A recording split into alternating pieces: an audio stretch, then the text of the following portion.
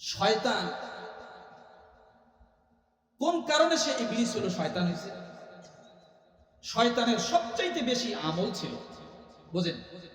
আমলের দিক থেকে বেশি কে ছিল? জোরে। এলেমের দিক থেকেও সবচাইতে বেশি ছিল শয়তান। তাহলে এলেম আছে, আমলও আছে, তারপরও ইবলিস হলো কেন? একমাত্র একটি মাত্র কারণ, ইবলিসের আমল ছিল, এলেমও ছিল, ছিল না আদব। কি ছিল না? জোরে বলেন। আদব ছিল না, যার কারণে আল্লাহ এমন ছিটকায়া ফালাই দিয়েছে, জাহান্নামের অতল তলদেশের বাসিন্দা বানায় দিয়েছে। কথা ঠিক না? আমরা এটাও দেখলাম আমাদের সমাজে দীর্ঘ এত বছর যারা আমাদের নেতৃত্ব দিয়েছে তারা অনেক বড় বড় ডক্টরেট ডিগ্রিধারী ছিল। ছিল কি ছিল না? ছিল। সম্পদের দিক থেকে অনেক মালিক ছিল। আসলে অনেক ক্ষেত্রে অনেক জায়গায় আমরা দেখেছি তাদের অনেক জায়গায় আদব ছিল না। এইরকম মাহফিলের প্যান্ডেলে আলেম ওলামাদেরকে তারা অপমান করতে দ্বিধাবোধ করেনি। তাই তাহলে লাগবে কি? আদব। আপনার আমল আর এলেমকে টিকিয়ে রাখার জন্য লাগবে কি? আদব। আপনি যদি আদবের থেকে বেআদব হয়ে যান, আপনার এগুলো থেকেও কোনো কাজে আসবে না। ও মুসলমান, দুনিয়ার জমিনে হযরত আলী রাদিয়াল্লাহু তাআলা আনহু কেমন করে হেদায়েত প্রাপ্ত হয়েছিলেন, এই কথাটা বলতেছিলাম। উলাইকাল্লাযীনা হাদাহুমুল্লাহ। আল্লাহর নবী হলেন ইমাম, মনে আছে? মনে আছে? মুসল্লি হবেন হযরত আলী রাদিয়াল্লাহু তাআলা আনহু। তিনি নবীজির পিছনে মুসল্লি হয়ে নামাজ পড়বেন। প্রথম রাকাতেই দাঁড়াবেন, কিন্তু যখন চিপা গলির ভিতরে ঢুকে গেলেন, মুরব্বী সামনে পড়ে গেল। মুরব্বী মানুষ এত আস্তে আস্তে হাঁটে। হযরত আলী রাদিয়াল্লাহু তাআলা আনহু দেখে আশ্চর্য হয়ে ওখান থেকে আল্লাহকে মেসেজ পাঠিয়ে দিলেন, আল্লাহ, আমার মনে হয় আমি আর আজকে রাসূলের পিছনে জামাত পাবো না। হযরত আলী রাদিয়াল্লাহু তাআলা আনহু মুরব্বিকে ধাক্কা দিবে না, সরাই দিবে না, কারণ মুরব্বি যদি কষ্ট পায় তাহলে আমি আলী তো বরবাদ হয়ে যাব। কারণ আজকে সমাজের মধ্যে দেখি মসজিদে সবার পিছনে আসে, ধাক্কায়া ধাক্কায়া সামনে যায়, আছে না নাই? জোরে বলেন। মুসল্লি ধাক্কায়া যাচ্ছে সামনে, সামনের কাতারে নামাজ পড়বে। যদি প্রশ্ন করেন আপনি কেন সামনে গেলেন, বলে সামনের কাতারে নামাজ পড়া বড় সওয়াবের কাজ।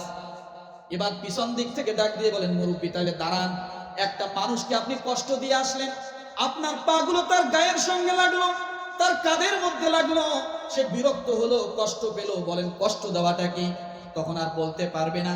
ও মুসলমান, আমি ডাক দিয়ে বলি, আল্লাহর নবী জনাবে মুহাম্মদুর রাসূলুল্লাহ সাল্লাল্লাহু আলাইহি ওয়াসাল্লাম কাবা তাওয়াফ করতেছেন, আর বারবার কাবার দিকে তাকাইয়ে বলতেছে, রে কাবা, তুমি বড় দামি, তোমার ইজ্জত অনেক বড়। আমার আল্লাহ ইব্রাহিম নবীকে দিয়ে আযান দেওয়াইছেন তোমার কাছে আসার জন্য। ওয়াযিন ফিন নাস বিল হজ্জ ইয়াতুকা রিজালান ওয়া আলা কুল্লি দামিরি ইয়াতিনা মিন কুল্লি ফাজ্জিন আমিক। কোন নবীর আযান? হজের জন্য ইব্রাহিম আলাইহিস সালাম মুয়াজ্জিনি করেছেন। সুবহানাল্লাহ। যে সেই মুয়াজ্জিন না, আমাদের পিতা, সুবহানাল্লাহ বলে, তিনি মুয়াজ্জিনি করেছেন কাবার দিকে যাওয়ার জন্য আল্লাহর তরফ থেকে ঘোষণাকারী। ওই কাবাকে আল্লাহর নবী ডাক দিয়ে বলে, তোমার কত সম্মান, তোমার কত ইজ্জত, তোমার কত মর্যাদা, আমার আল্লাহ তোমার কাছে মানুষকে আসতে বলেছেন। আর কাবার আসলে সম্মানটা কেমন দেখেন, কোন মানুষ যদি কাবার ওই কালো পাথরটার মধ্যে ঠোঁটটা লাগায়া, আন্তরিকতার সাথে ঠোঁটটা লাগায় যদি একটা চুমা খায় ইমানের হালতে, আল্লাহ তাআলা ডাক দিয়ে বলে, হাবিব আপনি জানায় দেন, আমার বান্দার সঙ্গে সঙ্গে জীবনের গুনাহ আমি আল্লাহ মাফ করে দিলাম। যেখানে মানুষের টাচ লাগলে জীবনের গুনাহ মাফ। কি জিনিস? শুধু টাচ লাগে গুনাহ মাফ। সুবহানাল্লাহ। তাহলে ওই কাবার দাম কত? যেটার দিকে তাকাইলেই সওয়াব। কয়েকটা জিনিসের দিকে তাকাইলে শুধু সওয়াব হয়। এক নম্বরে কোরআন আপনি পড়তে জানেন না, কোনো কথা নেই, শুধু তাকায় থাকেন, যতক্ষণ তাকাবেন প্রতিটা হরফের সওয়াব আল্লাহ আপনাকে দেবে। দ্বিতীয় নম্বরে কোন সন্তান যদি তার মায়ের দিকে তাকায়, মহাব্বতের নজরে মার দিকে তাকিয়ে থাকবেন, এই মা আমাকে গর্ভে ধারণ করেছে, এই মায়ের দুঃখে আজকে আমি এত হিষ্টপিষ্ট হয়েছি, আজকে যুবক। কথা ঠিক কিনা? মহাব্বতের নজরে মায়ের দিকে তাকান, যতক্ষণ তাকাবেন সওয়াব। মসজিদ গুলোর দিকে আপনি মহাব্বতের নজরে তাকান, যতক্ষণ তাকাবেন সওয়াব। রসুলের আর একটা হাদিস, এই তালবে ইলমদের দিকে তাকান। রসুল বলেছেন দুনিয়ার জমিনে যদি দ্বিতীয় জিন্দা জান্নাত যদি কেউ দেখতে চায়, তাহলে এই তালবে ইলম গুলো হলো দ্বিতীয় জিন্দা জান্নাত। বললেন হুজুর দ্বিতীয় হলো কেমনে? কথা ঠিক কিনা? হুজুর এটা দ্বিতীয় হলো কেমনে? দুনিয়ার জমিনে দ্বিতীয় জিন্দা জান্নাত এরা, তাহলে প্রথম জান্নাত কে? প্রথম জান্নাত হলো আপনার মা। প্রথম জান্নাত কে? আপনার মা। আর এই তালবে ইলম গুলো হলো জান্নাত।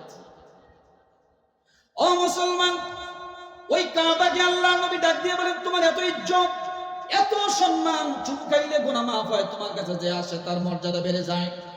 তোমার কাছে যে এসে তাওয়াফ করবে, এরপরে মান হাজ্জা লিল্লাহি ফালাম ইয়ারফাত ওয়া লাম ইয়াফসুক রাজাকা ইয়াউমিন ওয়ালাদাতুহু উম্মা, যে ফায়সা কাজ করবে না, নির্লজ্জ কাজ করবে না, গুনাহের কাজ করবে না, আল্লাহ নবী বলেন সে সদ্য ভূমিষ্ঠ সন্তান যেমন মায়ের পেট থেকে জন্মগ্রহণ করলে যেমন নিষ্পাপ হয়, আমি আল্লাহ ওই বান্দাটাকে আমি আল্লাহ নিষ্পাপ করে তার বাড়িতে পাঠায়া দেই। ওই কাবাকে রাসূল ডাক দিয়ে বলেন তোমার এত ইজ্জত, এত সম্মান, কিন্তু রে কাবা একটি কথা শুনে রাখো, এই দুনিয়ার জমিনে যারা পরিমাণ যার ভিতরে ঈমান আছে, ওই ঈমানদারকে আমার আল্লাহ যে দাম দিয়েছে, তোমার মতো तमाम পৃথিবী যদি ভরে যায় কাবায়, তারপরে একজন যারা পরিমাণ ঈমানদারের দাম আমি আমার আল্লাহর কাছে সবচাইতে বেশি। একজন ঈমানদারের সম্মান, ইজ্জতের দাম আল্লাহর কাছে কি অনেক বেশি। আমার ভাইরা শেষ করা লাগতেছে, আমার বড় ভাই আছে সে কথা বলবে। কথা হলো এতটুকুই যে আমরা ইবাদত করব, পারবো ইনশাআল্লাহ। আর এই মাদ্রাসাগুলো কোরআনের সাথে সম্পর্ক রাখবো, পারবো ইনশাআল্লাহ। যারা কোরআনের কথা শোনে, কোরআনের কথা মানে, আল্লাহ বলেন উলাইকাল্লাযীনা হাদাহুমুল্লাহ, তারা হবে হেদায়েত প্রাপ্ত। এরপরে যারা হেদায়েত প্রাপ্ত হবে, আল্লাহ বলেন উলাইকা হুম উলুল আলবাব, তারাই হবে বুদ্ধিমান। আল্লাহ তাআলা আমাদের সকলকে সত্যিকার হেদায়েত প্রাপ্ত হওয়ার এবং হেদায়েত পাওয়ার পরে আমরা যেন সত্যিকারে আল্লাহর তরফে বুদ্ধিমান হতে পারি, আল্লাহ সেই তৌফিক আমাদেরকে দান করুক। আমিন। ওয়া আখিরু দাওয়ানা আলহামদুলিল্লাহি রাব্বিল আলামিন।